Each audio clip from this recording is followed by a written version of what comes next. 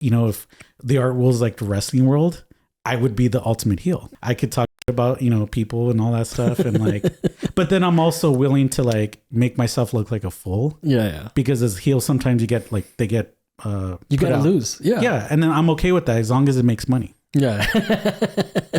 Yeah. I mean, there's some ideas I would love to do with certain people that there's beef with. But is it like genuine beef? No, just to make like the spectacles like performance. Man, it's so weird. We've been talking so much shit to switch into like serious mode. Oh, is it recording now? Yeah. Yes, we've been talking some shit that will never get aired. And I promise. Yeah. Or if you guys know me. It's just funny because I need to do the intro still, but I guess we'll leave this in. But it's just funny like when we talk shit, like we like people that the other doesn't like. And, yes. And it's always interesting when that happens. Because we don't take it personally. It's just more like, that's interesting. I'm doing research. I've always said this about myself, and people know this who know me. They're like, if you have nothing nice to say, just sit by me. Yeah. And that's from Still Magnolias. I mean, it's true because, I could talk a lot of smack, but I also could back it up. And I know plenty of people who probably talk smack about me, and I'm okay with that. All you have to do is take them into the ring and fight them with tacks. Like they don't have the range for that. I mean, there's some people I would love to have like a wrestling match. We got to reel it back. Yes. Welcome to What's My Thesis. I'm Javier Proenza, and today my guest is And today my guest is Christopher Anthony Velasco. Let me do it again. And today my guest is Christopher Anthony Velasco.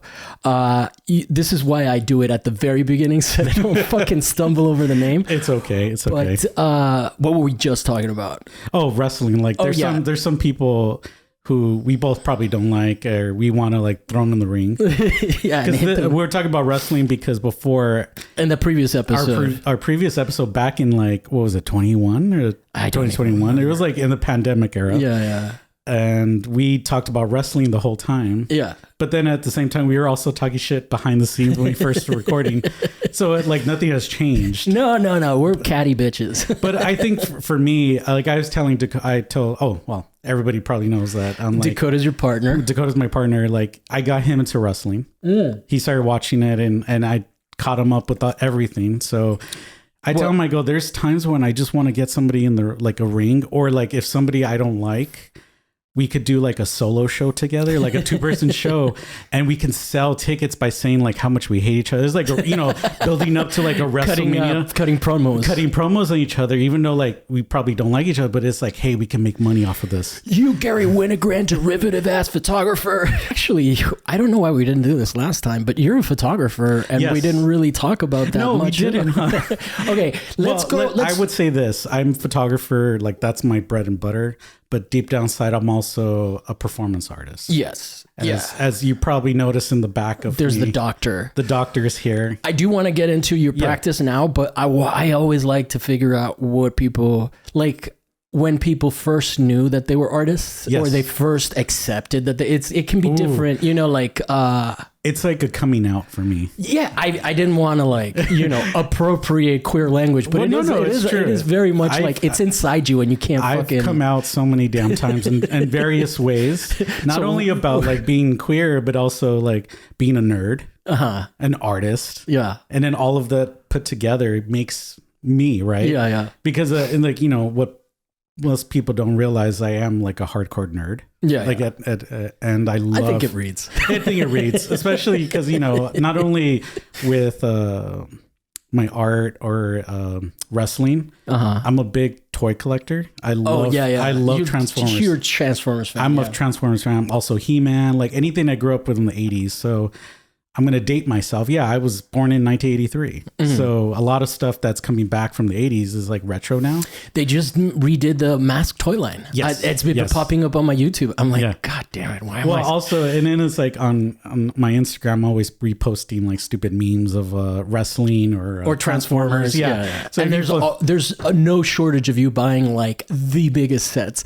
It's like nobody's seen my actual collection. It's like in a box, unfortunately, because I'm not the type of person who doesn't like to keep it in a box. Like I'm not about that. I want to play with them. Yeah. And I remember we went to Transformer Con not too long ago, and I did buy one major. He was a Titan, and I was like, "Fuck it, it's cheap." $200. It was cheap. For that shit. Yeah, because like that one in particular is like going for $300 or $400. So I was like $200 at a booth. It's mine, and I was carrying it around the whole time. In a fucking what did I wear? Oh, I was wearing we went to Transformer Con, and of course people there don't like to shower. Nerds don't like to shower. And I was wearing it was hot too, and I was wearing a fur coat. Yeah. And people were just staring like, what? And I was like, I'm gonna go as like faggotry. I'm just gonna go like as gay as possible. Because like, you know, all these like Transformers and toy cons and stuff like that, horror cons, it's very straight. Really? The horror cons too? Oh, it's very mask bro energy. But then there's times where you could actually see, you know, queer people, but then it's like, it's very butch sometimes. Yeah. So I went to Fangoria once. I don't remember. I wasn't doing like a tally. Yeah. But it didn't feel as like, well, I guess when you say that, I'm forgetting that they're straight, but they're also nerds, so they're not like threatening. Yeah, they're not like jock threatening. Yeah. So the way that you phrase that in my mental imagery, I was like, yeah, but they're not tough. And then I was like, oh no, okay. Yeah. Not that I don't think queer people are tough. There's some that would kick the shit out of me. yeah. And that's like, sometimes I feel like I want to like beat the shit out of somebody, but I can't. Dakota holds me back. So yeah, I'm to go back to retract for me, becoming an artist was like, I think I was always creative as a kid. Mm-hmm. I think as a child, I was always kind of performing. You could say like playing characters or mimicking what I saw on television, wrestling, Transformers, like G.I. Joe too, was like that kind of thing. And also, and you were of the extreme cook, everything is branded at extreme. So it seems I was like in the 90s, everything was extreme. Extreme corn chips. Well, also too, that goes back to wrestling. There was a time where wrestling was like very attitude hokey. Era. Yeah. We go to the attitude era, and there was ECW as well. That was like extreme championship wrestling. That's where that, that's the one with blood in it. And you start seeing blood, you start seeing violence, you start seeing like really almost X-rated stuff happening. And then you see a lot of the women and being very like, oh God, the way they treated women back in the 90s with wrestling was like horrid. Yeah. It was horrible. Poor China. Yeah. It didn't go. Oh yeah, exactly. Like the way they treated China at the end of the horror story was like tragic. Yeah. But, at the same time, I was also with wrestling, how it changed and evolved. So did I, because coming up in that era of wrestling was also like, I was a teenager. Mm-hmm. So you can imagine teenage me was like trying to figure out myself. Yeah. I was trying to be so butch back then. Yeah. Because also I grew up in the neighborhood that we're in right now, where my parents still live, Lincoln Heights. And I was also trying to be very, like my cousins who grew up in different gangs and whatnot. So I was trying to be like that too for a little bit, just for a little bit. Well, this neighborhood until recently was like, people were like asking, my neighbor was telling me that they're like, what happened? Well, just kind of that he was walking home one day with like 2 jugs of something from the grocery store, and he had to like clarify that he wasn't repping anybody, that he wasn't gangbanging with anybody. Yeah, I mean the neighborhood is still pretty like that, especially if you go to certain areas, which I'm not going to name, but like the area has been gentrified somewhat, and I say somewhat, from what I remember growing up. From the time that I've been here, I was the whitest to like to like now I'm just mid. Yeah, and then because like where my parents live, again, there's certain houses have changed. Yeah. And I only say that too, because growing up in the neighborhood, you see a lot of stuff. And then it's funny, I was also on the HPAS here in Lincoln Heights, which is called the Historical Preservation Society. Mm-hmm. So I was on that for a little bit, and I learned so much about how like houses have changed. Yeah. And they do have a set of imagery that they go off of from, I think it's 2007. So that means they look at houses in this like zone, and to see, they go out, that's their reference. And if their reference is saying like, oh, if it had metal rods or wood fence or anything particular, if anybody moves in and wants to change it, they have to go through the HPAS to change it, which is fascinating to me. But then they don't make certain like metal anymore, like the metal frames. So they have to spend some money to make it look like it's going to be that. Luckily, they didn't go after my parents' house. So I was like, thank God, because they would have to spend money. So, luckily if it's outside, if it's in the backyard or cosmetically somewhere in the midsection of the house or in the side, you're okay. But if it's in the front, like the facade, you're fucked. Because then you have to go through them and you have to get like approved. And I was on the board all the time approving everybody because I felt bad.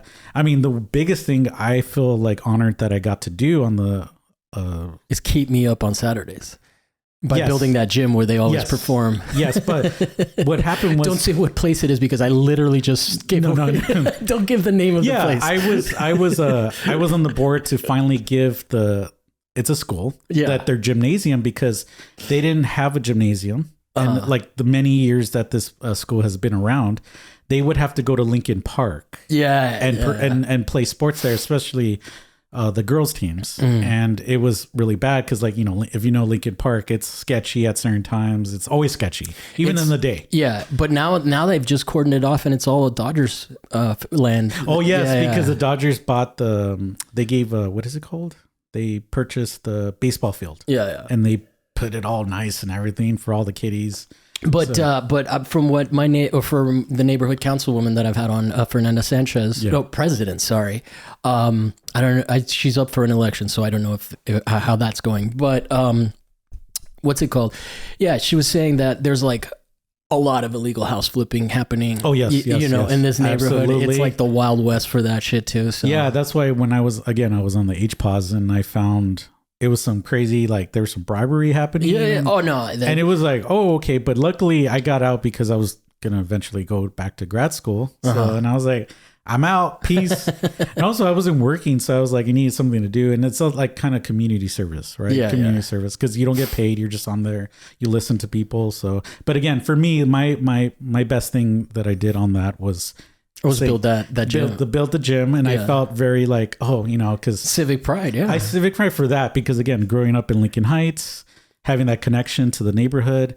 I mean, there's things in Lincoln Heights now that are like, I would say art related. Yeah. That I don't feel welcomed. So we talked about this off air, so I already know what you're talking about. Yeah, I mean, I'm not going to mention the name, but it's like I did not feel welcome there. I know. It's a very particular space there too, because like it's very outsider. People outside from different communities come into our community. Not to say I'm like, oh my God, I'm like the art person here, but then you feel like regardless if you lived in like Highland Park or other locations, you would feel a certain way about it. I definitely, there are places here. There's a lot here now. Yeah. So it's actually, we're not pigeonholing anybody else. No. There's a lot of that in all the spaces out here. A lot of artist-run spaces are usually people from outside of the city. Yeah, I would say that, and they come from other states. And they just try to take up and act like this is their neighborhood. They're from here, and then they try to act all like tough. And it's something I laugh at too, because I'm like, you didn't even know, like you're not hood. They want to act hood and they're not. Back a long time ago, you shared a meme, and this is how memorable it was. It was a meme of Little Miss. I am Lincoln Heights. What was it? I don't remember. It's so long ago. I don't remember. But it was just like this. Like I was just like, oh, I'm so glad I don't talk shit about being from here or living here or ever. Like this is one of the rare instances that I actually allow it to be called out. First of all, for safety reasons, and then because I do have a lot of people come through here, which is like anybody will tell you is not a good idea. Yeah, it's just like don't act a fool, don't act stupid in places that you don't know. No, and I'm totally a guest here. Yeah, I'm a guest in California. It really is like hard for me as Latino as I am. I'm just not Mexican, and I'm not indigenous and all of that shit. You know? I mean it doesn't mean that you have to be that. It's just like you gotta know. It's. I think, like, for example, if you come to Miami and you're a New Yorker and you act like Miami's your shit, I'm like, no. Well, welcome. It's funny because when I went to New York and I remember saying, oh, I'm like Chicano, I'm from Los Angeles. They're like, they look at you kind of weird because it's like, it's a different vibe because it's like Puerto Rican, Dominican, all the different, like, they all look at Caribbean, you. And they look at you like, you're from you're from LA. That's different vibe. But I'm like, I have no beef or anything. I'm just here, So that's how I feel about the neighborhoods and for me, and especially with the artist run spaces. And I put that in quotations. Sorry. I will say this though about New York. it looks like Andrew Cuomo is going to win the mayoral race again. I don't know what these cities like Los Angeles, I don't know where they get off saying they're progressive. It is just so funny to me. Like I left Florida with the hope of being in a progressive liberal city, and I'm here and I'm like, y'all are fucking, I was telling you, it's like, this is like Central Florida. I mean, I would say a lot of the major cities are somewhat progressive, and then outside of it is always not. But it's always the progressive people it's always the people that come here from the city, from like Michigan and stuff like that. Those are the progressives. Like if you really get into the Latino community, there's a lot of conservatism and shit like that. I mean, that's in a lot of different in every city, every city, and also every like cultural background. There's always going to be there's some conservative ass Vietnamese people here. There's Koreans. There's like this idea that I do have, like, you know, I'll speak from experience. I do have some relatives. Yeah. That are conservative. They are a certain, you know, and it's like, I'm Cuban. I don't know a single Republican in my family. That is so, how crazy the stereotypes are, right? Like for me, I mean, I have relatives that I know of that are Republicans, but in terms of like my family, and then they're liberal, but they're still like, were for the Iraq war and all of that. So like, they're still right wing. I mean, I guess that's why it's like, for me, my family finds it fascinating that I'm the artist, and that's how I grew up. So actually, so what age were you? Were you one of the people that, like, with your crew was documenting? I mean, you weren't. What do you mean crew? Like a lot of photographers that I've had on the show, myself included. We had cameras when we were in high school, and we would shoot our friends. You weren't a skater. I was a skater. You were a skater. Okay. I was a poser skater. I mean, that's basically my claim to fame too. I became a skater just to make friends, because growing up, and I was very like, I wasn't a loner. I was more of I didn't have friends growing up a lot, and I was always kind of the weird one. So I decided, like, in middle school, I was like, I'm just going to become a skater. I changed my look. It was like very performance. I became I was acting at a young age, trying to make friends, and it worked. And I'm still friends with some of those friends I made in middle school to high school and whatnot. So I pretended to be a skater. I did learn some moves. I'm not going to lie. I did. Then I could ollie really high. Like I could do medium. I could do a medium. I could clear some shit, but I can't clear. I can skate really fast and control, but after that, I'm like, nope. I became a groupie after, because like all my friends were doing all the tricks and trying to get sponsored, and you know, and I would just hang out and be like, oh, that's so cool. And then, like, I mean, I was also taking pictures. So I didn't have a camera per se. I didn't know I was a photographer until much later, but it was I got into photography through high school. Okay. Because I was a painter. I started as a painter. Oh, do you paint at all? No, I do not. I mean, Dakota would have told you I was not a painter, because I did some for grad school when I did my thesis work. I was painting on photographs, and when I was doing experiments, and I was just painting from the tube, and he just like let me have it. He's like, that's not what a painter would do. Oh my He's God. like, you have to add the black and white, and then you look at all of my paintings are just straight out of the tube with just glaze, you know, like. But you see, I didn't even do that. I was just like, I was like kindergarten stuff. So shout out to Dakota. He yelled at me. He put you in your place. He put me in my place, but at the same time, going back to my like photography, I took some classes in high school that allowed us, from high school, they picked us up. It was a like a after school program, and it was called CAP. Okay. It was no cap. Yeah, no cap. It was called California State. I'm sorry, California Arts Partnership. Okay. And it's through Cal Arts. Oh, okay. So that's how my introduction to going to Cal Arts to the bane of your existence. Not anymore. I've had enough therapy and like cleansing of my hatred for Cal Arts, but at the same time, it also was beneficial. I'll say that. Yeah. But like I went to this program and I learned how to do more photographic work there, and then once I went to high school, I finished, and then I went to community college. I went to East LA College. Shout out to the Huskies. That's where I learned a lot of my photo skills, was going through community college. And then I got my first 35 millimeter camera, which I still have It's a Nikon FM10. Oh, okay. Amazing camera. It's like I love using that because it's all manual. Because that's how you can really learn how to use the cameras like manual. Dude, cameras themselves used to be not that crazy expensive. Like the bodies themselves. Yeah, the bodies, and then now it's like you have to like sell like your liver for it. Yeah. Then the lenses on top of it, especially digital, unfortunately. I mean, these were pretty affordable. These are the ZVA for people at home. It's the ZV-E10. Yeah, from Sony. I'm gonna say this because I say this all the time to all my students as a teacher. Doesn't matter what kind of camera you have, it's how you use it. Yeah.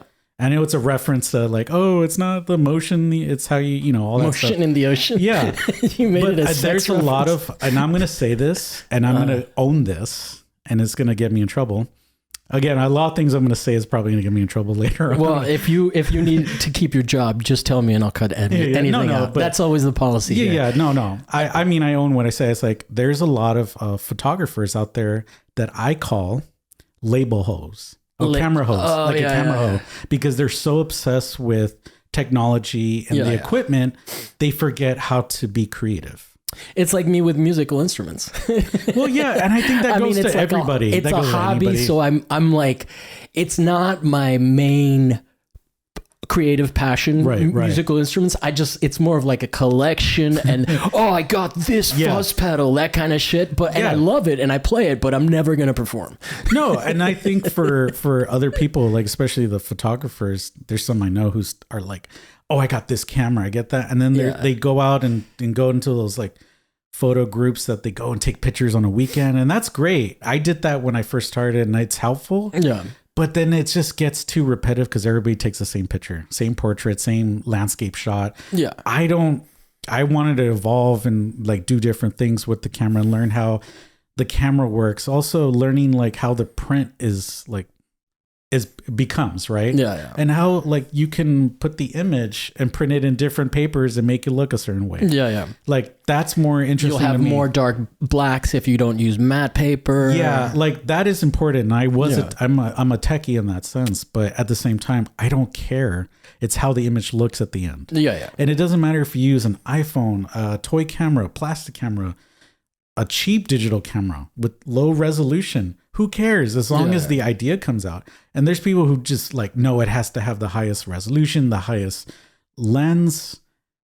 And that's why I call them camera hoes. Yeah. Because they're a label hoe, but there really is like, oh, I only use Canon. I only use Nikon. I only use Sony, Panasonic, all the name brands. I wanted to strangle my friend in Miami who he does like live performance stuff, and he was telling me he doesn't see a point of resolution beyond 1080p for like projections, and I was like, dude, don't go around saying that.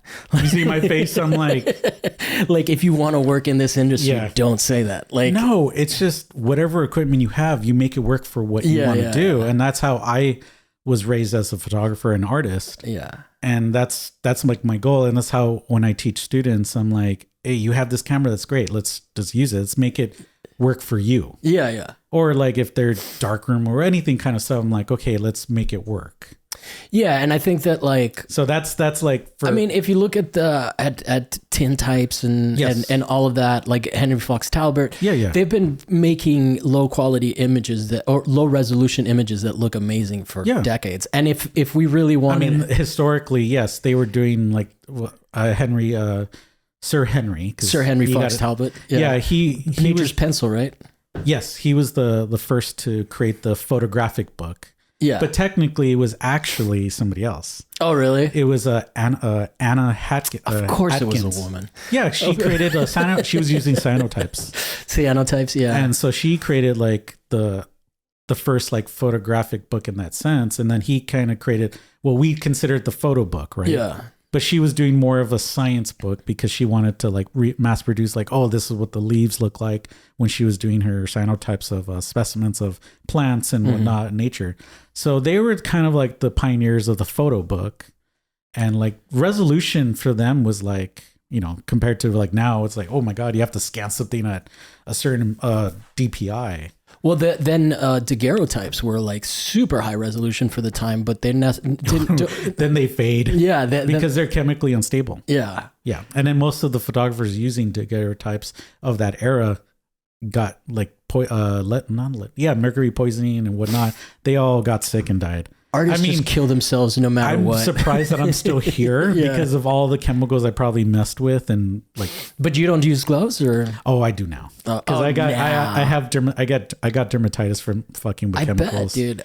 It happens more if I mess with chemistry too much. Yeah. And if it's not properly ventilated, so.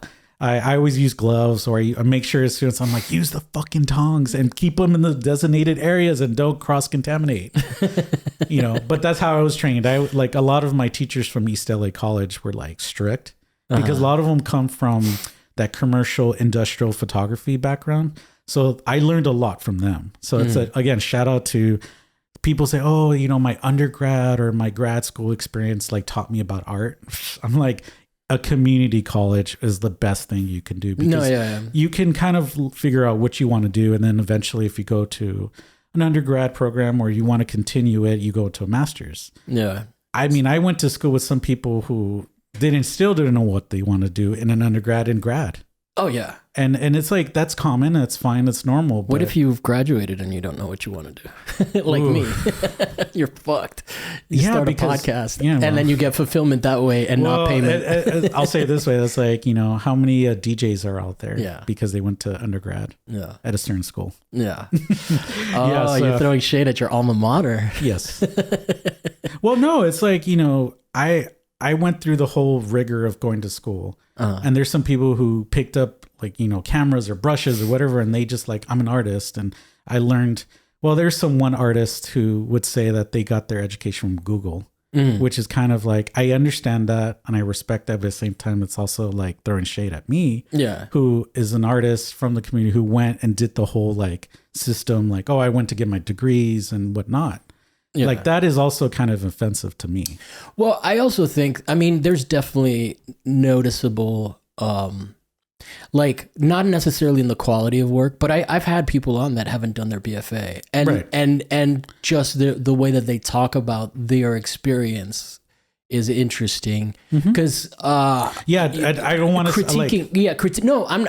I also don't want to say like they're bad because they didn't go to school. No. There's some people who do not need to go to school. I'm actually kind of agreeing with you in the sense that I feel like with those people they do feel like something's missing. I would say with the BFA in particular, maybe the MFA like you could take it or leave it. I wouldn't tell anybody to go to MFA because if it's MFAs are only, I would say, only if you want to go into education and teach and whatnot. BFA is fine. There's a lot of great artists who just have a BFA and they have successful careers. Yeah. I would say just go to like community college and take some courses, and that is so helpful. And also, by the way, it should be noted that I got paid like a lecturer for doing the podcast with Dakota there. And I'm like, I didn't need an MFA to teach at college. No. That's great. I didn't really teach. I just did an episode with Dakota. It was amazing though. I do want to give imagine the acoustics in that space because it's so big and open. That's why we were like, I know you're right. Here we don't have to go too much, but also for me, I have to get a lower because I do have a lower voice. I could go even lower. Yeah. I can go even lower. Well, the thing about, you were mentioning that you guys have different pitches, and maybe we should talk about this more in depth off the show because it's more technical stuff. But But you remember Smashing Pumpkins' Siamese Dream? Of course, one of my favorite albums. So that was, thank you. Everybody that has that, that says that, immediately like, I grew up. We grew up with Pumpkins. Like we can disagree, like which one's the worst album or a bad album, like. But that one's non-negotiable. That is like fucking peak. It's peak because even though like there's the Melancholy is like their masterpiece almost. I would say Siamese Dreams is the better album because it's like they're more artistically like they're more closer to rock, whereas Melancholy is a little bit more experimental. Yeah, it's a high concept. Yes, which I love it. But then anyway, you get two different sides of his sensitivity. Yes. Like one and is his insanity. Yeah. And also I'm going to throw this, he's a big wrestling fan. He bought NWA. NWA. Oh, that's right. And he's like, he does like crazy Chicago stuff. He's also apparently Bill Burr's brother. Yes. I saw that and it's like fucking crazy. Bill Burr's like, I fucking hate. I think it was Howie Mandel. Yeah, I was like, oh God, you ambushed him. And I felt bad for Billy Corgan in that situation. Yeah, because they were so awkward. Yeah. They were both, I was like, that is brotherly love right there because they're so awkward. But yeah, I was going to mention because but that album, Siamese Dream, is so, the thing about it is that it is so high gain. Like it is just that muff big muff pie, or no, op amp version, which is like, it's really, see what I'm a nerd. No, I could go into that about like photography and wrestling. But what they did was in that album is that they just kept playing, like him and James Ea played on different frequencies, because they were so much gain that to hear clarity, that one needed to be low, one needed to be high. So that was an interesting and also you thing. get like his voice. You have to like make sure his voice kind of gets into that too, because James's guitar, he has a certain sound. Yeah. And then you could hear it too again in Melancholy. It's like the way they messed with the amps and the sound, the guitars. That guy uses the shit out of phasers too, in the best way. Like it doesn't sound cheesy. Yeah, it's like there's some stuff too, like, let's change the subject. I know, because we can get into music. This is a conversation we should have off air. But again, music, that album is really meaningful. But I mean, yes, the like growing up too, music was also very influential to me with my art. It still is. And going back to the queer side of things, because I've said it on the show. Queer? Yeah. Well, no, I've said it on the show before that I grew up in an era, even as a straight man, you were nervous as fuck that you would find out that you were gay, because the fear of it, the stigma of it. Well, like, I see, for me, I always knew, even as a young kid, I just knew I was different. Well, the game that straight guys used to play, which is problematic, was just like calling each other gay, you know? And then sometimes you were like, wait, am I? No, and also growing up too, there was the same guys who would like dare you to do something with them. Yeah. So, but I remember music sort of being one of those things. Like I remember in the Aeroplane video when Dave Navarro and what's his name made out. Yes, I was like, I support that 100%. But I did too. Well, because like, I mean, Dave Navarro, he's so attractive and so beautiful. So I'm like, anytime. Like, but also too, I think for me growing up, because again, with my friends, I was kind of like the oddball being like gay, because like I came out, well, I was kind of forced out in high school because I had a girlfriend. Then I mean, I'm going to be honest with the story. We tried to hook up. I could not. I was just not interested. You could not perform? No, I just tried. I couldn't. And I was like, it wasn't her or anything. I just couldn't. I was like, oh no, I like, it made it official. I was like, I do like guys. Right. So after all that, and I told her like, hey, let's just, I even told her, I'm like, hey, let's just pretend we did, because I had these male friends who were all like, hooking up, right? It was like American Pie. Oh, that was the other thing. If you were a virgin, you were definitely gay. Yeah, there was that, which is not true. But and then eventually, like after a couple of weeks, she started telling people that I was gay. I couldn't do it. And I was like, fuck it. So I had to beat her to the punch and tell everybody, I was like, yeah, I'm gay. And then like a lot of my female friends were like, yeah, we know already. I was like, oh yeah. I was like, yeah, of course. And then my male friends, most of them, they were pretty chill. I remember telling one friend at Jack in the Box in Lincoln Heights, we went to go eat, and I told him, that one's torn down now. No. Recently. No, that can't be. It's the one on Mission. No, not on Mission. Oh, okay. Over here by 5 Points. Oh, okay. Yeah. That other one, yeah. Yeah. That was by the Yoshinoya. Yeah, that's like a second home when I was growing up, because we always hang out at Jack in the Box. But I told my friend, I was like, hey, I'm gay, and he's like, oh, okay, cool. Yeah. And he was eating his tacos and stuff like that. Other friends were like, yeah, we knew. Yeah. We were just waiting for you to say something. I was like, what? I mean, those are pretty progressive friends. Yeah, I was like, all my friends were calling me the F word. Well, I could see it. I'm like, wink, wink, not just kidding.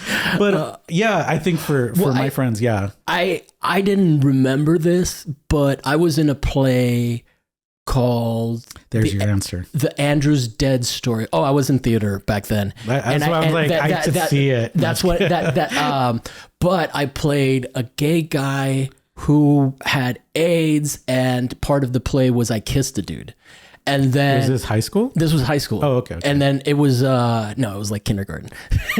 I mean, I was kissing boys in kindergarten, so I think I knew. But so no, and then and apparently that was televised, and I never made the connection. But then at one point, my friend, that's acting. It's not even like anything. Well, my friend defended me, like not that she was like defending me from slander, but was like, oh no, he's not. But hearing that story from her reminded me long term that I had done that in the play, but I would have not have remembered that.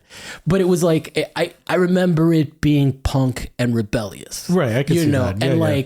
And like as a non-queer person, like I guess it was kind of scandalous at the time. Well, yeah, of course, to like kiss a dude, but it was never a thing that was like problematic. No, I think like because we grew up in an era, because we're on the same age. Yeah, it was always crazy. Like, oh, you can't do that. You can't be that or that. Now it's like whatever, Dude, I mean, I can't imagine how much less stressed. I mean, actually, it is. It's stressful. It's stressful in a different way, but just don't say the wrong thing. Yeah, like in a different era, it's different. So yeah, I mean, it's stressful in the sense that you can't say the F word now, or your whole life will be ruined. Yeah. I mean, yeah, it's like also like within the community, people don't use that word a lot anymore. Or they try. Again, it depends, right? Or it feels it's like different. The N word. It just kind of falls out of favor. I think. I know of a lot of people, like famous people, that don't fuck with that word either. No, I don't fuck with that word. Yeah. You never fuck with that word. Well, but I'm saying if you were a person that grew up with access to the usage of that word, you know, like. But it's interesting where a word like that is so toxic. Same thing with the F word, that just like, maybe the new generations don't even think it's funny to use it ironically, which makes sense. No, yeah, they would never use it. The younger generations, I found, like they don't use it, or like when you tell them stuff about the past, they're like, what? Yeah. I mean, I also teach high school as well, so it's like generationally interesting to teach high school, and when you tell them stories about stuff, they're just like. You look at you kind of like, what? Well, that's our responsibility, right? Like when we were young, it was the Vietnam vets that kind of schooled us on how fucked up the world was, yes, right? Yes. And those were the real leftists, although some of them were conservative as well. Yeah, I mean, like I grew up with a military dad, and he taught me, and I learned a lot from him about how fucked up the world is too, from the military. And he's not conservative or anything. He's like. It's okay if he is. No, he's not. No, trust me, he's not. I want to make sure to let like my dad. You don't want to get him in trouble with. No, he's not. He's not. He's just against a lot of military stuff. The government. Yeah, because they fucked him over. Yeah, so, I have no shit. Yeah, so I'm just gonna say it that way. But he's somebody who's like, fuck, But he never cusses either. What did he fight in? He Afghanistan and then he was in the 80s too. So he Cold War, stuff like that. So of course he's like, oh, I still can't talk about it. And I'm like, no, I get it. No, But he'll tell me some stories, especially when he came back from Afghanistan. Like he was a different person. Yeah. Like I remember seeing photographically, I took pictures of him before he left and after. I would never show those because it just feels so weird. No, it's personal. Yeah. Not only that, I mean, I've photographed my parents and family for a while in the beginning of my photographic career. And I always felt, because I think I was at a gallery show, and somebody asked like, oh, would you continue photographing your family? And I said, personally, no, because I think I can't see, I'm seeing my parents get older now. Yeah. And I think everybody feels that of our generation when we see our parents get older, it just feels different. And I think photographs also are like a capturing a moment in time. I don't want that to be out there anymore, or see like what my parents look like now. It's just like, no, it hurts. Well, that's why they don't bring Dick Van Dyke out very much. Yeah, exactly. I mean, there's certain celebs that are just like, no, I don't want to go out. Yeah. I mean, that's why I think I turned the camera on to myself. Yeah. Because I don't mind seeing myself get older, look crazier. Would you identify as a photographer's photographer or an artist using photography? Ooh, that's a good question. I'm a little bit of both. Okay. Because the performance element it's a performance element, but I'm also very technical. I could be very particular about printing and the look and presentation and going to the darkroom, because I was also very experimental when I was at community college. I would always get shit for it too. Yeah. Some of the faculty were like, why are you doing that? You're so artsy fartsy. hate that. I hate that. But then I embraced it and I use it now as a teacher. Now I get it. And I make fun of people who are like, I'm like, oh, that's very artsy fartsy. But I'm also very technical because there was a click that happened in me where I learned the zone system in photography, and it just something clicked in that with me that made me more technical. Because I was like being very like loose and crazy and punk about my early career photography. Some of my work, I'm like, oh, I would never show those. Yeah. But now I'm like, no, it has to look good. It has to look great. But at the same time, I still try to bring those punk elements to my work, especially like some of the bodies of work I've done more recently. I believe in that. I wanted to have that punk feeling, but then still about presentation and look and quality. Yeah. Because, I hate to say it, it's like, I still think about like, selling, right? I still think commercially.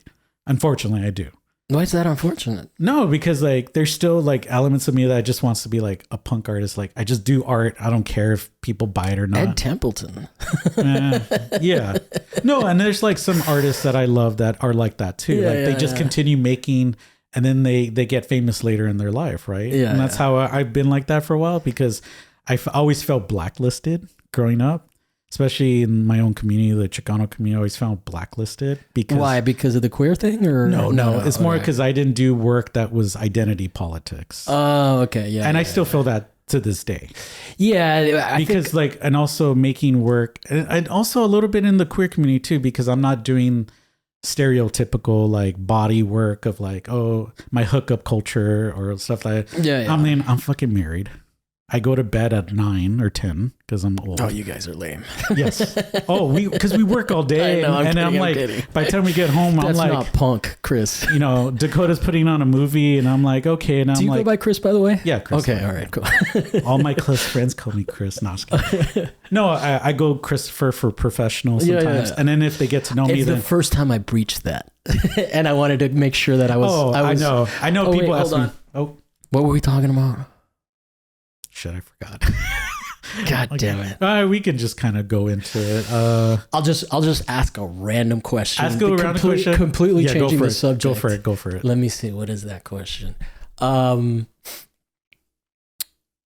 tell me a little bit about the character stuff, right? Oh, like performative work. Yeah. And actually, have you seen, I've been seeing in my comic book, in the DC Infinite app, there's they've been doing at the end of comics, they've been putting like AEW or something like that, a new wrestling. Yes, we could talk about AEW. Do you like it? It's all right. Okay, it's like the Warner Brothers one, right? Yeah. AEW is kind of like, okay, I would say it was like ECW back in the day, where it was crazy, it was fun, and then it's now kind of like dying. Okay. And people like the fandom does not want to admit that. Yeah. There's like wrestling marks who believe like AEW for life, tattoos, like they'll die for it, right? And they're like, fuck, WWE and like all that stuff. And I'm like, cool. No, and like they get mad at me because I talk shit about everything. Yeah. Like with wrestling, I'm like, I have a core group of friends who are wrestling fans, right? And we talk shit about all of the wrestling. Yeah. Because we're critical of everything, right? But we love it all because we just love wrestling in general. There's some guys who just AEW for life. Wow. And I'm like, you're a mark. Yeah. You believe everything AEW, right? And I'm like, it's Mark is like the most 90s California shit I've heard in this podcast. Go ahead. Again, I'm from LA, so there you go. The first time I ever heard that was playing GTA. Yes. The California one, the San Andreas. Yeah. I mean, yeah, like it's like there's a funny meme or funny thing that's happening where we're saying right now we're saying John Cena turned heel before Grand Theft Auto 6 just came out. Yeah. So it's like 20 years. We've been waiting for Grand Theft Auto 6, even though I've only played a few of them. Yeah. San Andreas Fault, but yeah, like you get like John Cena, who's like the ultimate baby face for 20 years, right? And then now he went heel last weekend, and in the wrestling ring, in regular wrestling, yeah, he went heel, and then you're not talking about Peacemaker. He's Peacemaker, yes. Yeah, well, Peacemaker is a heel. Yes, and people don't realize that, but I think the clues were there. And then when I was watching it live last week, Dakota was there, and then I go, oh my God, I was screaming, right? I was like texting people. I'm like, oh my God. And Dakota's like, what's the fucking big deal? And I'm like, you don't understand like the significance of this, because we haven't had this big of a heel turn since like Hogan from 96. Wow. Like that kind of thing. Not to say it's bigger or like better or anything. It's just in the wrestling terms, like that's like iconic, right? Yeah. The ultimate baby, like the baby face or the good guy, right? And 96 is not when he used the N-word having a sex with a woman, right? No. Okay, so that's a second heel turn. Well, I think he's always been a heel. He's always been what people don't understand. Heel? Yeah, so Hogan, when he started wrestling back in the 70s, 80s, he started as a bad guy. Oh, okay. And then he kind of became the good guy once, money and Vince and all that. But then when he went as Hollywood Hogan, people would say that's who really he is. Oh, okay. That kind of persona, which it makes sense. And then when you see him now, you're like, oh, yeah. They go two and two together. But the same with John Cena. John Cena started as a heel. Oh, wow. And then he became, the good guy for a long time. And people were wanting him to do it like 15 years ago. And then he's like, no, but now when he came back, like I was happy. Mm-hmm. But then I love seeing like the younger generations and certain fandoms like cry about it. It just brings like joy to me, because do you steal candy from kids? I don't even eat candy anymore. I can't even have candy. No, not to eat it, just to steal it. No, well, if I was a heel, yes. Yeah, okay. Like I always joke with Dakota about like, if the art world is like the wrestling world, I would be the ultimate heel. I would love being the bad guy. But you would definitely already want to cut promos and shit. So. I'm already like, I could do a promo. I'm ready to go. I could talk shit about, people and all that stuff. And like, but then I'm also willing to like make myself look like a fool. Yeah. Because as heel, sometimes you get like, you got to lose. Yeah. Yeah. And then I'm okay with that as long as it makes money. Yeah. If we're going to sell tickets to an art show and we get profits of it, I'm going to like make it like this big spectacle. Yeah. I mean, there's some ideas I would love to do with certain people that there's beef with, just to make the spectacle as like performance. But is it like genuine beef? No. Okay. So it's like fake beef. It's fake beef. Yeah. I mean, you wouldn't want to work with someone you got real beef with. Oh, but then if it draws, if it makes money. I don't know, man. I hate people when I hate them. I mean, I'm like if you mess with me, like it's cut off. But I mean, I don't hate people, but I'm just like not willing to, like you said, cut off. I'm just not willing to interact. There's some people for sure. I'm just like, nope, I can't fake it. Yeah. And then there's other people I'm like, no, I could be professional. Like, we can all be professional to a certain extent. I mean, I think of the art world like a wrestling. No, it definitely is not for me. Far off. Yeah, but I think for me, there's a lot of kayfabe. Exactly. Like they believe that they're the greatest artist that ever lived, and I'm like, sure, Jan, sure. Yeah. And I think for me, who's this Jan bitch? You don't know. You never. It's like from the I'm Brady kidding. Bunch. I was like, Javier, I know you're some kind of gay in there, so you know what I'm talking about. Just kidding. No, but I think I'm not. I mean, just to address that real quick, I'm not. You're an ally. You're an ally. I don't like that term. I don't like that term at all. Because it's like, ally in what sense? I'm not like fucking holding a gun in the trenches. I'm just like, you're supportive of people, regardless. I just like people. No, that's fine. And hate people at the same time. I hate people, but not based on who they fuck, just based on the content of the character. But I'm just fucking. But in terms of a little gay, I mean, it's not like I'm like, no. I think life got easier. Referencing back to what we were talking about, how much stress there was about being gay. Of course. Yeah. Once I stopped giving a fuck, my life got a little easier. No, absolutely. Like, not to say like, oh my God, because I'm just teasing, that, but like, I don't like believe like, oh, secretly you're like, it's a no, but I mean, I'm not against it. If I was interested in it, it's like the act itself doesn't gross me out, No, and like there was a period when I was a kid where I was like oversexed, and I was like, why do I like abs in the dudes that are having sex with the girls? And then I tried it and I was like, it's not really for me. No, and it's like genuine because like sometimes growing up when we look at porn and like we're overstimulated because we're growing up in hormones, like there's questionable like, okay. Yeah. But then like like there's a lot of I had some straight friends who told me that like they had experiences.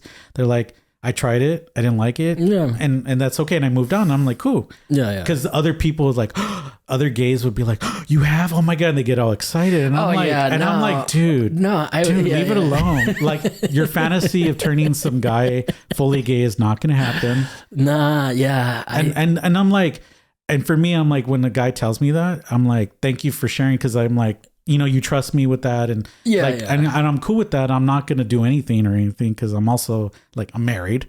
Secondly, it's like, that's cool that you I've never been worried that like addressing this like someone was gonna hit on me. You know, I think it's pretty clear where I stand now. But, I mean, if people hit on me or you or whatever, if it gets something free out of it. Oh, I'll buy free drinks. Yeah, I'm like, if it gets us free drinks, a meal, like sometimes I'll say like Dakota, if they're flirting with Dakota, I'm like, get whatever free shit we can get out of it. I mean, so you're miserly before you're. I mean, hey, why not, right? But okay, let me go back to the characters, because we keep going, like I keep introducing too much and overwhelming you and distracting you, because I asked you about the characters and then I asked you about AEW and I fucked up because I know you got me started. No, but I wanted to mention, because of wrestling, going back to wrestling has been the biggest influence for me as a performer. Yeah, because that's where when I say like the art world, and I think of the art world in the wrestling terms, and for me, having characters, that kind of was like my way of, like when I saw characters growing up in wrestling, you know, they had this kind of version or that person, and then seeing how people go from good to bad, that's how also it incorporated my characters. So for example, my long-term character I have going on is the doctor. Yeah, as you can see there, that guy. So is he a doctor that is rich and buys really nice cameras, or? No. So the origin story, because he's not holding a crazy nice camera, right? That's like a Polaroid or what? That's an SX70. That's expensive. Oh, okay. Never mind. I have 3 of them. Well, one of them was gifted to me by a teacher, which I cherish so much. And he passed away. That I found out. I found out he passed away like not too long ago. I'm like, oh my God.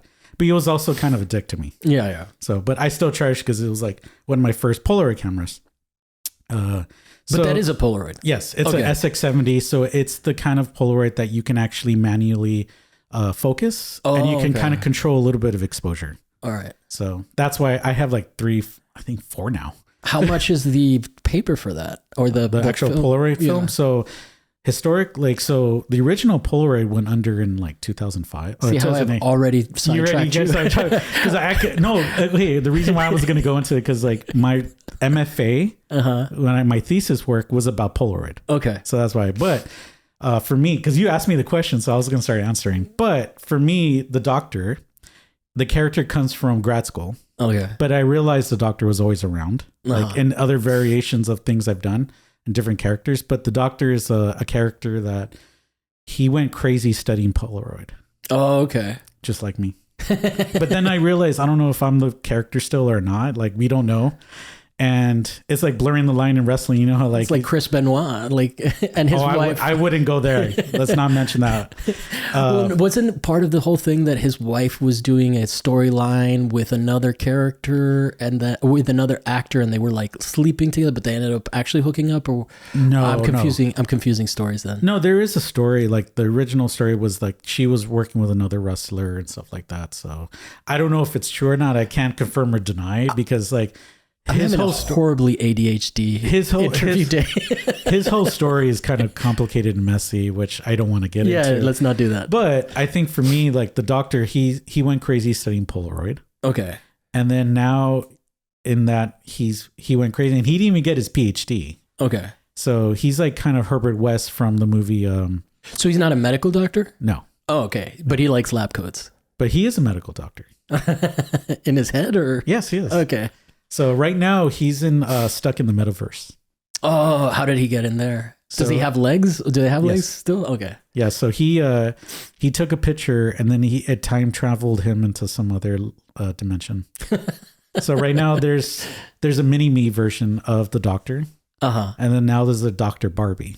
Okay. I think I've seen the Dr. Barbie. Yeah, she's more sadistic. She's really? evil. Yeah. She's evil. Oh yeah, because you're also like really into like body horror and shit like that, right? Well, yeah, like growing up, I love horror. Yeah. So like I love horror films, and not like the traditional horror films. And when somebody says I like horror, and they're talking about like the most basic, like Hellraiser. Yeah. No, Hellraiser is a masterpiece. Okay. Well, technically part 2. But don't tell Dakota that, because Dakota and I we go off of like which one we like better, for the first one or the second one.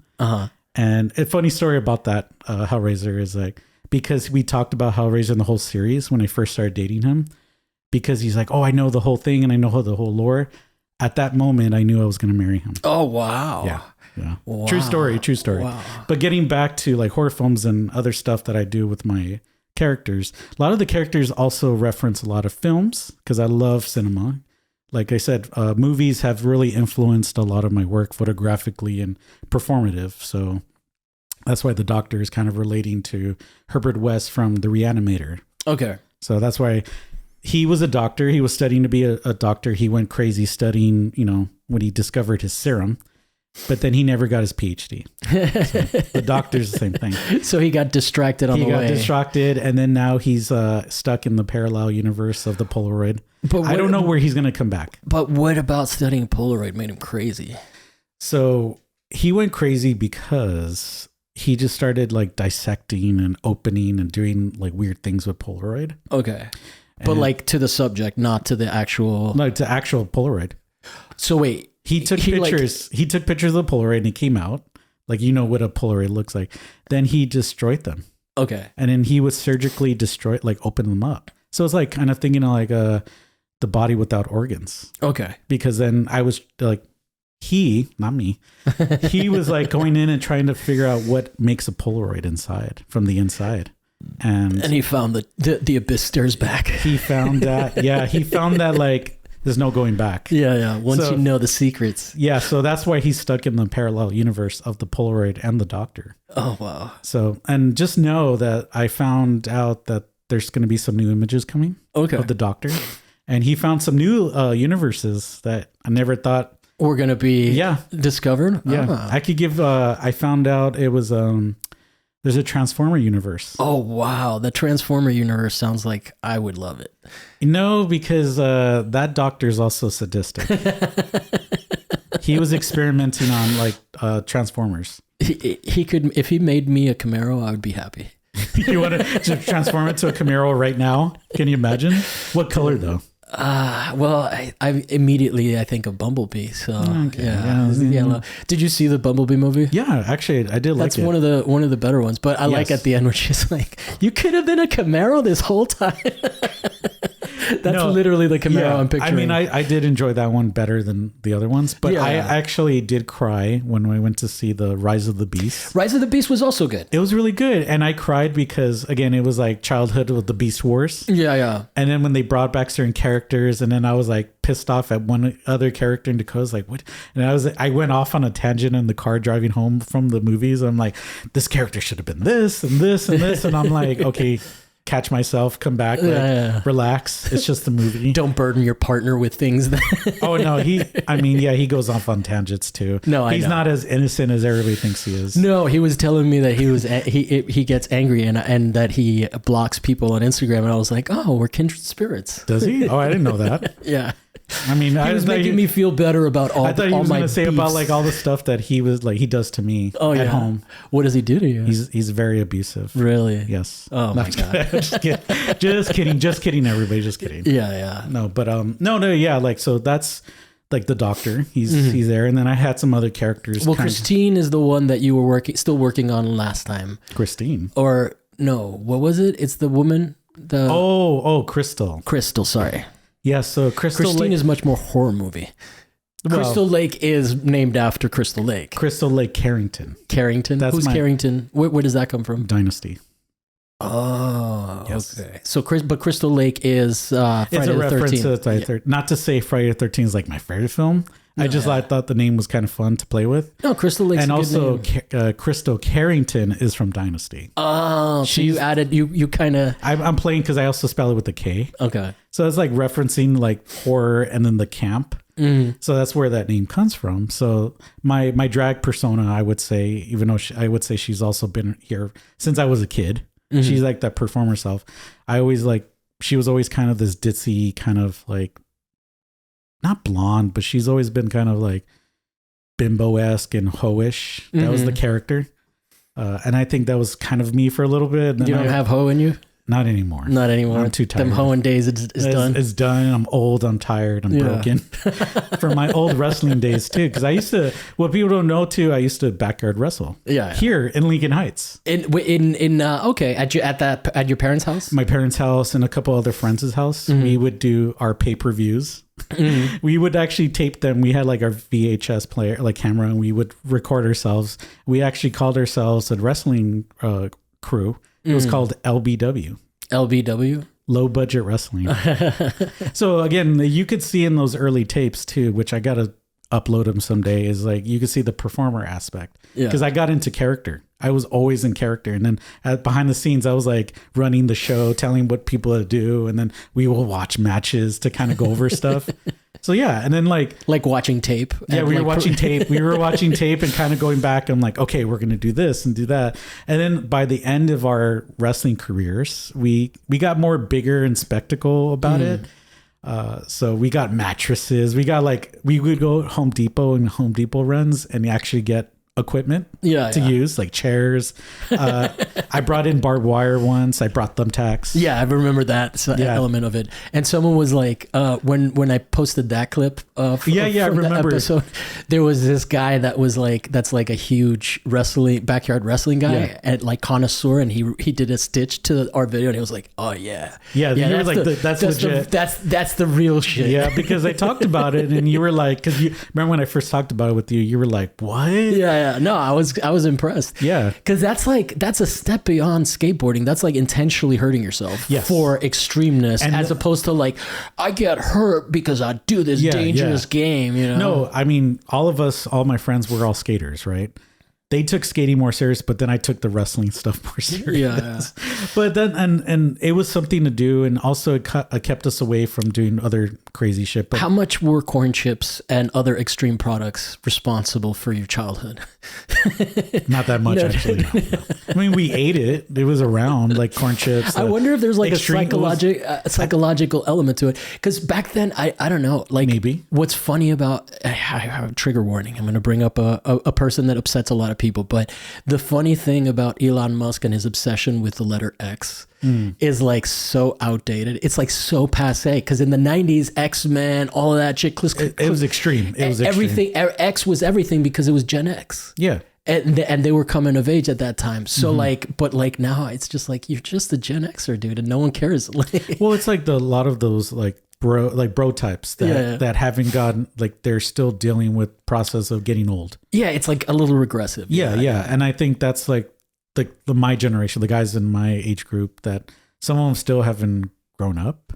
Yeah, but I think that like if he called Twitter X back in the 90s, it would have just blended into a landscape of other things that that featured the letter X, which is crazy. I wonder if like when Gen Z gets older, everything's going to be Z. No, it's going to be something different. Yeah. I mean, we'll see. Because a Z to me is an ounce. But I'm from Miami. That's a different story. Yeah. I mean, X is like, everything extreme and all that stuff. It's like extreme this, extreme that. And then when you realize a lot of those guys who are extreme are like big pussies. Oh, yeah. Myself included. No, but like, I would say like that kind of extreme, you could say it was very influential to a lot of like culturally. I wouldn't say for me personally directly you weren't inspiration when you held a corn chips. No, I think it was more of wrestling, and then I really got into saying corn chips because I think that's the funniest thing. Want. But that's also the funniest thing to make extreme. Like, what is extreme about? It's just the flavor. Yeah, it's the flavor. I mean, for me, I got more inspiration when we were watching Japanese wrestling. Yeah. In the 90s. That was more acrobatic, right? Well, there's the New Japan Wrestling, which is a very hardcore styles, like meaning they're very physical. They really punch like moves.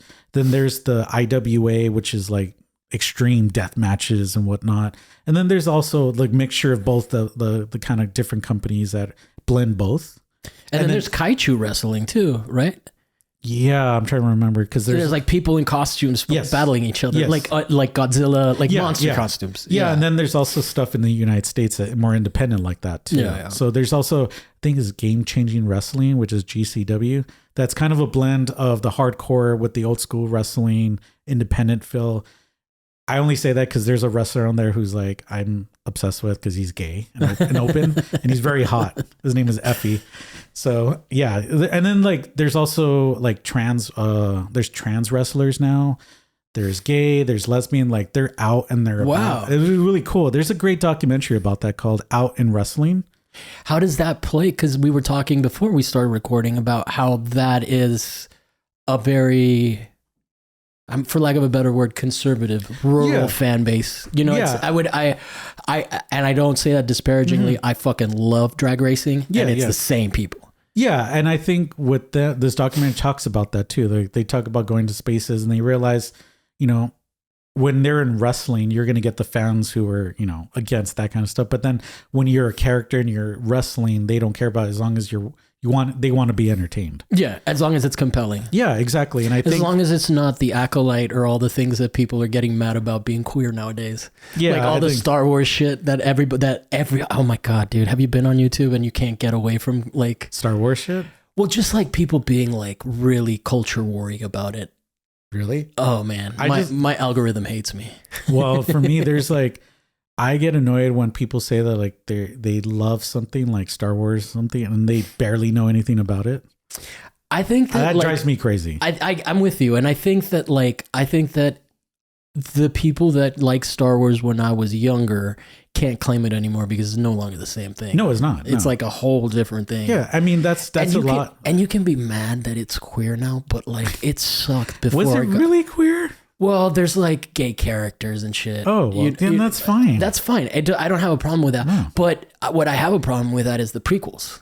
Oh, which like, ones? Oh, those. All of them. And then the newer ones that are like continue the story. But those are, I would actually say, better than the original prequels. Like that whole Anakin saga was terrible. Oh God, I know. There's you don't like Jar Jar Binks? Is that your hero? It's not even Jar Jar Binks. Like Clone Wars, like that love story between between him and Padme is so boring. I mean, most of those are boring. The movies are boring. They're just boring because the acting is so wooden, and you're just like, what? I mean, the newer ones are much better. This is like the least formatted. I know. We're just like, you're just asking me and I'm just going off of shit, you know? We're like nerds playing ping pong. I mean, that's reality. That's who I am. Yeah. No, but this is great. I just feel like I'm not keeping a structure for this. I know. I could see it now when you actually post the image of like us talking. You know how like I noticed everybody says like you talked about this, and this. Yeah. Just put random because I think it would make sense, and I think people will enjoy it. You know what my favorite thing to do is feed the text of the episode to ChatGPT and getting it to write my summaries. I love that, and that's when I tell it like write it in the style of this person of David Zwirner press release. You know, I'm like we're gonna go to the right to the top. The people that are leading the charge. I don't care if it makes me cringe because AI writing tends to make me cringe. There's no way it's going to write it in my voice. So at least I can write in the industry's voice. Well, it's going to be interesting for people to watch this episode, I think, because they're going to either vibe with what the fuck we're talking about. No, they're going to be like, turn out because like it's too random. I don't know. Yeah. I mean, I'm having fun. So that's also, all I mean, like listen, whoever watches this and who knows me, they're going to be like, yeah, this is accurate. Or they're going to be like, who the fuck is this you talking to? But it's like queer wrestling art photography. Like we've hit on so many. Yeah, we have. Like we're not like really that focused on something. It's not linear at all, but it is you. It is me. I mean, yeah, you could say I have some I'm just basically talking to you about things I know that you're into, and then you'll go off and I'll be like, fuck, I didn't get the answer to the other question. I mean, yeah, that's what happens with me sometimes. You put two ADD motherfuckers together. I mean, yeah, I'm also vibing off of what you're asking. No, for sure.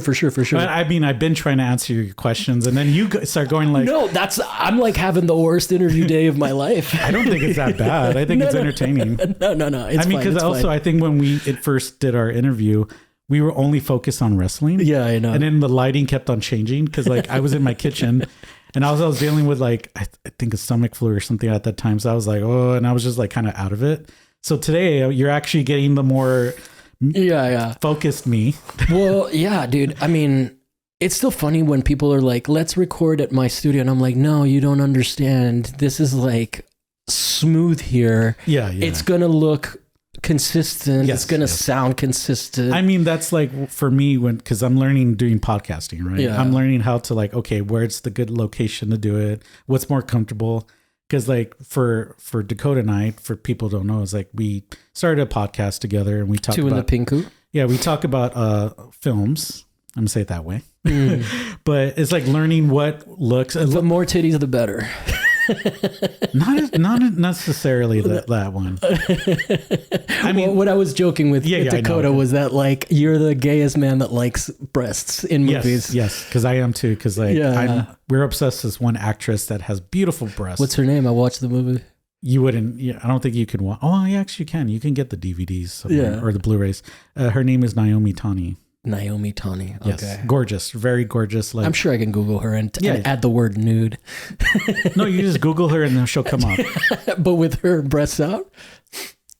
Usually she has her breast out. Okay. In most films, because she's like kind of like the big pink stars of the 60s, 70s. And then she retired when she was young, like 30. Okay. Because she wanted to stay beautiful in people's minds. So, but yeah, we started a podcast and we learned like what sounds good and we're learning about stuff. It's trial and error, man. Also, we love that we're not on like filming ourselves because we're like on our bed and we're just like being lazy. And I just have the mic to my hand, and Dakota's talking. He has his computer because Dakota's more of the nerd about this stuff than I am. But if you get me on a podcast talking about like whatever you want, no, like Transformers stuff, like I will get into it. And he would be like, oh, God, stop. He's just like, okay, just like, I get it. Yeah. I get it. Yeah, I hear it all the time. Yeah. No, he does. Who's your favorite Transformer? Oh, okay. It's a controversial pick, but I do like Starscream. Starscream is cool. No, why is he controversial? Because he's a double agent. Because he's a traitor, Decepticon. Yes. Because he's always trying to fuck over Megatron. But then I was telling people that growing up, I didn't realize this, but as I get older now, Megatron and Starscream have this like BDSM kind of relationship. I bet, yeah. They're always like beating each other and then but then they love each other and then they care for each other, but they're also like trying to kill each other. Yeah. And it's like that power master and slave kind of dynamic. Well, are you watching any of the new cartoons and stuff? Or did you watch the Transformers? I haven't watched that. Okay. I don't think I want to. It doesn't look good. I don't care to know the origin story because there's comics that do better than that. And I've been rewatching a lot of stuff that came out in the 2000s that I didn't remember watching because I was busy doing trying to be an adult. Yeah, trying. So I've been watching it on Tubi. Shout out to Tubi because they have everything. So wow, I didn't know that. I rewatched a lot of the animation from like 2004 to 2008. So there's like Transformers, Armada, Energon, all that. So I wanted to know because like they're always releasing new toys. And I'm like, where's this one coming from? So I had to go and research and I watched the cartoons. And I'm like, oh, okay, this version is this person, this, that stuff. And then I rewatched a lot of Netflix versions they had. They had like the trilogy, I think of somebody of the Primes. Like, so I watched that to learn again because they're re-releasing a lot of the toys. But do the old ones hold up? Like the ones when we were a kid? No, because it's like, it was really just because the toys were so fucking cool. Well, the toys are cool, but they're so boxy. Yeah. Now, the newer toys out there now are much better and they flexible and they could pose. Yeah. You could do more with them. And also you could photograph them better. Yeah. I have I still have my collection of Micro Machines from that time period. I loved Micro Machines and I'll also show them to you later.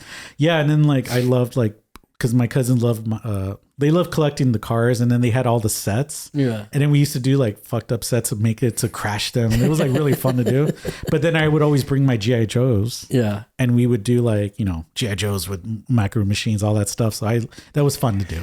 Those G.I. Joe commercials, man. I had friends that played like that. I wasn't allowed to take my toys outside, but I had friends that like would really like do the whole like outdoors, like playing in the, Oh, that's what mine too. I used to bring all my toys like to my grandma's house, like, and then I would, at the same time, I would build other stuff outside of the toys. Like I would bring in boxes to make them look bigger. And like I was imagining with the Legos, like, oh, this is a ship and stuff like that. I would also love doing that. Yeah. So. I still have all my Legos. I'll show you later. Okay. They're all like, they're all so well packed into this little. Are they the Legos that are just plain or the ones that are like specific to something? During the pandemic, okay. and I encouraged someone else to do this, and they also went through the process, right? Remember when we had nothing to do? Yeah. During the pandemic, I went and I found every single instruction manual on how to build the things that I have. Oh, really? And I built every single set that I have with the pieces missing and stuff. Yeah. But I had a Lego. My brother used to have this castle, this Lego castle. Ooh. That he wouldn't let me touch because he knew it was going to get assimilated into my collection because the Legos were mine. And so he had them displayed for years and years and years while we lived together. Yeah. And then years later, my mom just secretly like put it in with all, and he was like, here's your Legos. And I was like, yes. You know, I wish that I kept all my toys growing up. I wish I did, but then I just gave them away or something like that. And then that's what happened with my Ninja Turtles. Same. I had Ninja Turtles, I had G.I. Joe, and I had a lot. And then I realized I'm like, I'd missed them. But now I'm just collecting Transformers. You were 9 when the movie came out. Which one? The first one. Transformers? No, the Turtles. Oh, the live action one. Yeah. That one was fucking... That was so good. That was like... And then part 2 was fun too because we had the ninja rap. Yeah. Ninja. Ninja. And being from Miami, the fact that Vanilla Ice was there was pretty cool. And you know who played Shredder? Who? Or Mega Shredder in part 2. It was a wrestler. Oh, really? Kevin Nash. That sounds familiar. Diesel from WWE. Remember, because he's really tall? Yeah. Yeah, it was Kevin Nash. Yeah. Dude, we've been going for like an hour and 17. We can keep going, but it's just so unstructured. No, it's fine. I feel like we're really getting to know you though. So, okay. So like, I guess we can do the wrap up question and then we can just riff off of that. Okay. But like, I'm afraid, what is this question? Oh, it's the standard one I ask at the end of every episode, which is like anything that I have not asked you about or asked you about, didn't give you a chance to answer, that you want to use this opportunity that you're on a platform to address. We don't have to really wrap up. I'm just like thinking of anything that you brought up that I was like, I didn't get to answer. I could say this because when you asked me about like where did art come from, being an artist, like I think I was always creative growing up. I think not until community college. That's when you decided No, that's when I knew. Uh-huh. And then I was having a crisis of identity after I finished my BFA. I was working a lot. And then I was like, do I want to go back to school for art or do I want to go back to school for library studies to be an archivist, whatnot? Then eventually I had a moment where I was like, no, I think I'm an artist. Yeah. And I went back to school. And you've been regretting it ever since. Yes. Well, also, I'm fortunate. Oh, you wanted to shit talk Cal Arts. Maybe. No, I think with Cal Arts, when I went, it was just a really not good experience when I was there. But is it recording? No. I forgot to tell you that when you see that red light. Yeah, because I was like, oh yeah, it's not on. But it's all good. We're getting into the hotter months, so the cameras do get a little hot. Yes, I know. I'm like, ugh. But yeah, all I'm going to say about Cal Arts is that it was just a really tough experience going there. But it did teach me some stuff. I'm not going to say it taught me a lot of things, but community college is where I really learned a lot of stuff from. I think Cal Arts also taught me to be tougher. Yeah. And I made peace with it now. So, yeah. I mean, I jokingly say I like to talk shit, and I do. Yeah. But I would love to like... Oh, I'm happy to talk shit about them because they only offered me $1,000 of a scholarship. And I was like... For what? For nothing. No, but what were you applying for? Oh, MFA for art. Really? Yeah. And I was like... And then But hey, you at least got accepted. Yeah, but it doesn't seem very hard. Okay, that's true. A lot of schools say yes. It's the only school that I got accepted into. Really? How many did you apply to? I don't think I ever finished my UCLA application because they wanted it was at a time where they wanted a CD and all this shit. And as the deadline was approaching, I was like, fuck it. But I think I did that, Long Beach, and I don't even really remember. But yeah, it was one of those things where I was like, where they were like, we're going to abuse you. We're going to beat you up and then build you back up. And I'm like, I've been in a cult before. I mean, I think nowadays, and this is going to sound controversial, but I think CalArts lost its kind of magical sense to go to school. Yeah. Because again, I went back in 2011 or 2009, and it had more of that like edge. And I went as an undergrad. Mm-hmm. So it did change me. Whereas like going to grad school, where I went to grad school, UC Santa Barbara, had nothing, had no edge. No. I went in as experienced as I could possibly be to an MFA program where some of my classmates were not that experienced. Yeah. And then it showed, but then they got favoritism through the faculty because it's always and then like, because the teachers sleep with the students. It's not even that. It's more of they liked people who were easily agreeable. Yeah. And I wasn't. No, I had the same problems in school. I think we have similar temperaments. We're like, I could be chill and vibe and like we can No, go. I mean, yeah. But at the same time, it's like, don't act stupid. Don't like start messing with me. Yeah. No, I think that's what happens. I think there's definitely there's passive aggressiveness that happens. There's a lot of that. There is racism. There's racism, but then there's also this sense of you need to idolize me, or like professors have their camps, right? Yes. And I've said this before, but it's universal. It's universal. Yeah, I studied undergrad with a professor called Tony Chirinos. Shout out Tony. Okay. And then when I went there, my teacher, I guess I won't say her name. Yeah. Because she's still very popular. Yeah, don't. Yeah. But, and I don't want to like start beefs with people, but she did not like me because I was his student. Yeah. And because I was like his prototypical student, because I was doing street photography, not like street Winogrand photography, but more like... you were just doing street photography that was not to her standard or something. I say that way. She could just tell that what he had reinforced in me, and she didn't like that me because of that. And it was like very hard for me with that. But that is like, those are personal things. I definitely believe that shit happens at CalArts. It's so I'll hard tell to you not this. convince me. I'm going to tell you this, like, because there's people who act like they have experiences and it's so singular and it's like, oh my God, poor them. Every person of color is going to have the same similar experience of dealing with that kind of stuff in grad school, even in undergrad too. No, and this was undergrad, and looking back, it happened to me where I worked with some faculty at CalArts, and others were like, "Oh, because you're working with them, I'm going to treat you like shit."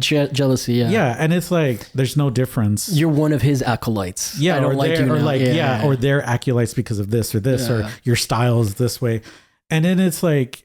Also, like a lot of faculty, I'm not going to mention anybody, but they also want you to do exactly what they do. Yeah. And it's like, it does take a while for you to kind of find your own voice again. That was UC Santa Barbara for me, where there was faculty that people were kind of emulating and I was trying to just do my own thing and I would, clash. Yeah. And I found myself going into other departments to work with faculty that were actually beneficial to me. Yeah. So shout out to Helen. It was like one of my mentors and then we became friends after. So, and then there was Colin, who was like academic writer, that kind of professor. He also loved movies. And in class, he would reference all these movies and I was like kind of the only one to know them. Yeah. Everybody was like, what movie is that? And I'm like, oh my God. And then go into all these tangents about them.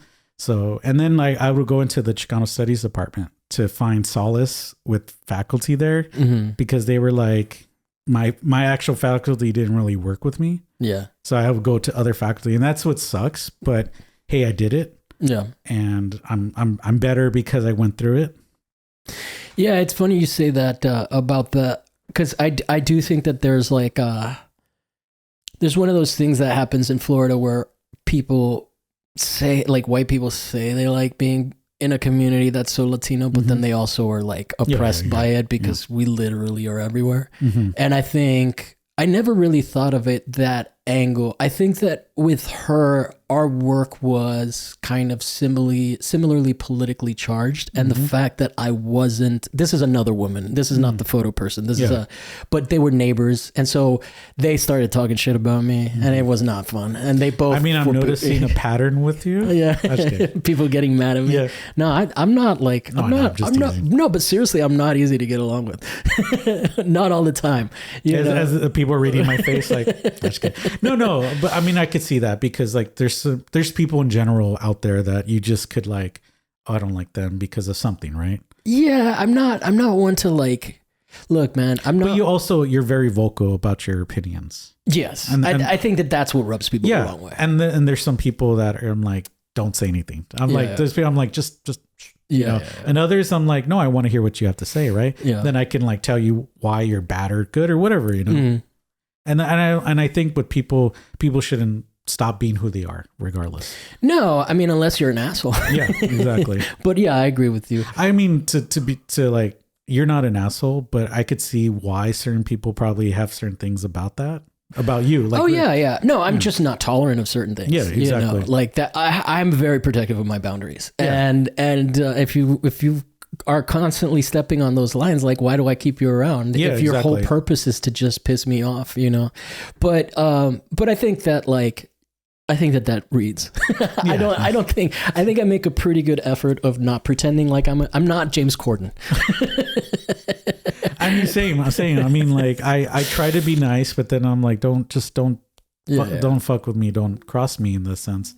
But I've learned, and I always joke around like Dakota has a sense for me sometimes, but there's some truth to that. But then I learned from that I need to, you know, there's times when I'm like, you know what, I'm gonna walk away. Yeah, I'm just like, I'm good at not blowing up at people, but I will fester, and I will remove myself, fester, process, and then not talk to you. Yeah. No, I try to find ways, like if somebody pissed me off or something, I try to find ways, an artistic way to kind of get it out. Yeah. Because I don't want it to be built inside anymore. Oh, I'll call my mom and bitch about them. I don't know what I'm going to do when she's gone.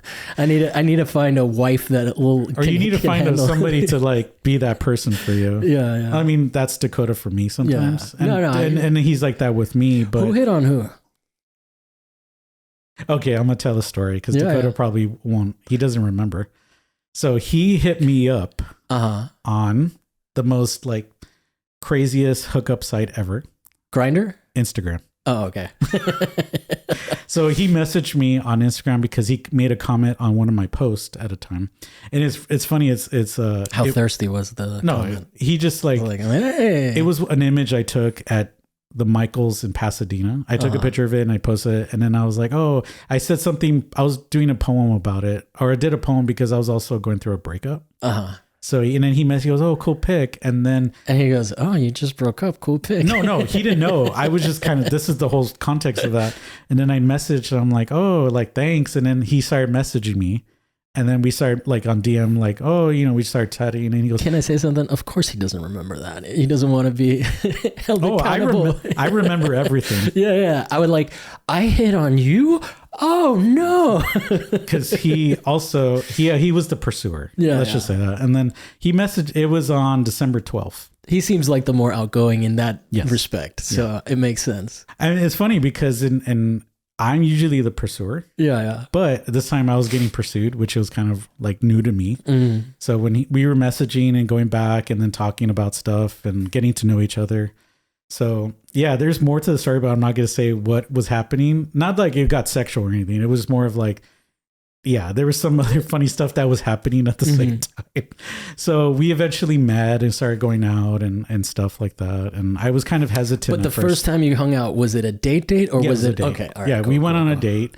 I was hesitant because again, I was still. Because he's too hot. Well, that. And also I was kind of just still dealing with a breakup. Yeah. So I was in a weird space, and I didn't like, I was being a hoe before I met him. And of course I was like, and also was in grad school. So that the whole situation was happening, and then you were probably smoking Newports. Oh, no, not Newports. What's the Native American one? Native Spirit. Oh yeah, no, American Spirit. I don't smoke. Oh, you never smoke? You didn't smoke at Cal Arts? No, I smoked when I first started at community college in 2001. No lie, one of the reasons I didn't go to grad school at Cal Arts is because I didn't want to start smoking again. Because everybody there smokes, dog, and it's all American spirit. Not everybody, but I would say most people. Yeah. I mean, when I was at Cal Arts, I was a big old drunk. Find me a Cal Arts person that doesn't smoke right? American Spirit. Or just smokes in general. No, but American Spirit. Really? That was the brand that I remember. For me, when I was there, it was mostly smoke. They were just smoking in general. Oh, okay. But when I was at Cal Arts, I was a big old drunk. Oh, okay. I got sober after I graduated. You don't drink at all? I had been... Oh, that's right. Yeah. Because I brought you guys Prosecco and you were like, oh, I can't drink this. Well, Dakota was like, yeah, sure. So you got to watch him get there's nothing new. There's nothing new.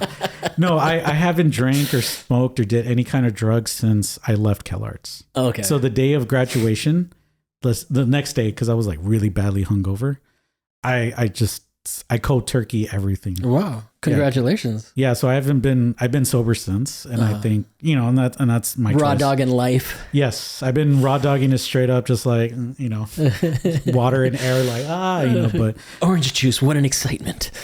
It's usually cranberry juice. Cranberry juice. Anything with sugar. Not necessarily. I try to do the more less sugar ones, but like just something because it's not water. All I know is that whenever my friends stop doing opiates cold turkey, they fucking love that chocolate.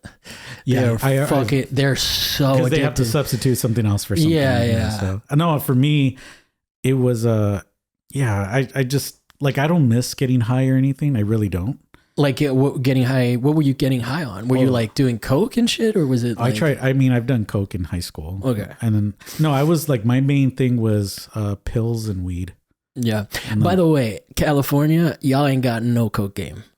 Like seriously, I wouldn't know anymore. I have not been offered coke at all in the time I've lived. I think you're just waiting like that fantasy from a movie, So it's like no, in Miami, dude, you just see it everywhere. So like, it's just funny to me that I will say this: when I was at Cal Arts, there was a lot of drugs going around. Yeah. I'll just say it that way. Yeah. I'm not gonna say exactly what. I'll give you guys credit for all the hallucinogens, but y'all, that's what I'm saying. Y'all coke game is weak. I immediately. This is how judgmental I am.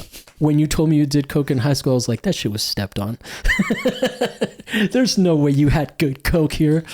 I don't know. That's my civic Miami pride. I mean, it didn't again, I didn't even know what good coke or bad coke was. I just did it. I tried it. I mean, there was a time. I'll tell you off air. Okay.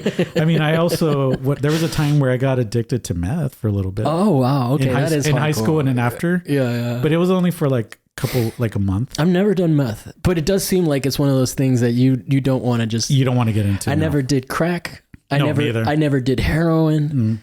Coke was hard to get away from. I did oxy, but I did. I didn't like opiates. I used to do a lot of opiates because I'm always animated. I'm a little hyper.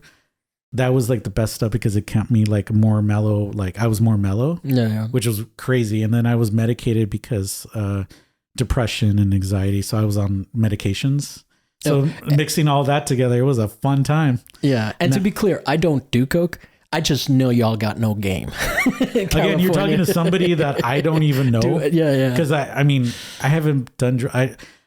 Coke was not even my thing. I don't know that I could do it with all the fucking fentanyl out now. Oh, I don't even think... Same thing with weed. I smell it and I'm like, oh, it smells good. I could say the difference between good weed and bad weed. But at the same time, I'm like, I don't miss it. No. The one I don't like is cigarettes. I don't like cigarettes. Yeah, cigarettes. Cigarettes have gotten me hooked a couple times. Yeah, I'm just like, oh, God. I mean, I like to mimic it as a character or something, like the fake cigarettes and all that stuff. But I'm good. I'm good. So, yeah. Well, cool, man. I think we should wrap up, and then I should. Because we're gonna keep on talking some weird shit. This is probably the most random interview that's gonna be out there. It's all good. It's just two homies talking, which is fine. I think hopefully it'll be followable. And it's always like I always record the episode. I'm like, is this an episode? And then I listen to it. I'm like, this was fine.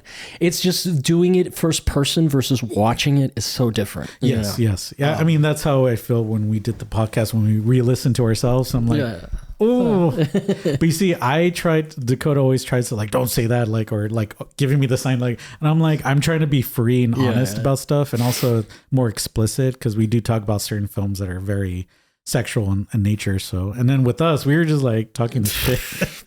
So I think whoever gets through the whole episode live when it actually gets on there. And I'm talking to the camera. Hope you enjoy it, because like we just, again, it wasn't really me. It was your host here who was, you were just going off crazy tangents. Which was fine. I think it was fine. I don't know. I don't know what happened to me today, but it's okay. But it's just, I think it's the company that I'm keeping. Like I have so many questions about so many different nerdy shit that my ADD got the best of me. I think I bring out that people. I bring it out in people because I'm like, when I say that, I'm like a nerd, and people are like, oh my God, they get excited about stuff. And like if it was a photo conversation, I could geeked out about photo, but then we did that a little bit. Yeah. You told me to stop too. I was going to go into the whole history of Polaroid. Oh yeah. I mean, maybe that would be interesting. All right, we should just wrap up, and then we'll talk about the show off the show. Yes. So I was literally just going to say, welcome to What's My Thesis instead of the literally. Now we're back at the beginning. What's it called? It's the the Ouroboros. What is your Instagram? Where can people find you? My stuff to promote. My Instagram is Caver, Caver 83. That's my Caver. Why Caver? It's my name, Christopher Anthony Velasco, and then the ER, and then 83 because I was born in 83. Cool. And then anything else? Any other stuff? Anything to plug? I mean, if you guys listen to this, if you like Two in the Pinko. Two in the Pinko. It's not for everybody. I'll just say it that way. It's a very specific podcast about pink film, or like gay, straight pink film from Japan. So that's something, if you guys are interested, because again, we're movie people and we talk about stuff and about these films, and I'm always referencing other movies that had nothing to do with it. Well, one of the podcasts that a lot of people that listen to this one listen to is also on Spotify. When I got that end of the year wrap up, is a movie podcast. Movie podcasts are pretty popular. Like I really like Red Letter Media. So just because it's niche doesn't mean it's not entertaining. No, but and then you will probably me and Dakota together are really funny because like he's such the nerd and I'm the straight person. Okay. Because I'm very like, but that's your relationship either. I think so. Right? I think so. Like, yeah. I mean, it's not that you're funny. Dean Martin was funny, but you're the straight man. Yeah, I'm the straight man in the like with us. Yeah. And then today I was like, you were the straight man too. Was I? I don't know. I'm the disjointed, crazy interviewer. So yeah, that's our podcast, and I think what I'm trying to think of what else to plug. Hire me for workshops. I do Polaroid workshops for high school and people with schools. I do a lot of workshops in Polaroid and photography. iPhone is my new thing now. How do you get into doing workshops like that? We'll talk about that off air because I would like to do podcasting workshops. That'd be an interesting thing. I've done podcasts to like promote stuff. So I'm going to school in a couple weeks to do like an iPhone photography, like how to use your iPhone to get good images and use like free software to edit. Cool. Because that's what I'm doing now. I'm currently teaching a class for LGBT seniors, and we're using the co-teacher and mine are just using our iPhones. Yeah, so, and it's been a eye-opening experience. So yeah. So hire me for teaching gigs. Cool. And then we are, if you guys enjoyed the conversation, yes, like and subscribe, rate us 5 stars wherever you can, and leave a comment wherever there's a comment box. That like this episode in particular was like wild. Or if you enjoyed it, if you want to ask more nerdy questions, hit up Javier or hit up me, right? Yeah. And then we have the Patreon. Early access episodes are $5 a month. It really helps us with all the overhead that we have here. And yeah, we'll be back next week with another guest and another topic that may or may not be art related. Today, I think it was going to be focused. This may be the most unfocused one I've done since like the early days. No. Yeah. I've heard some other ones that were like some wild ones. I'm not going to mention names. Well, you're going to tell me as soon as we stop recording. Maybe. Yeah, thank you guys. Bye. Bye.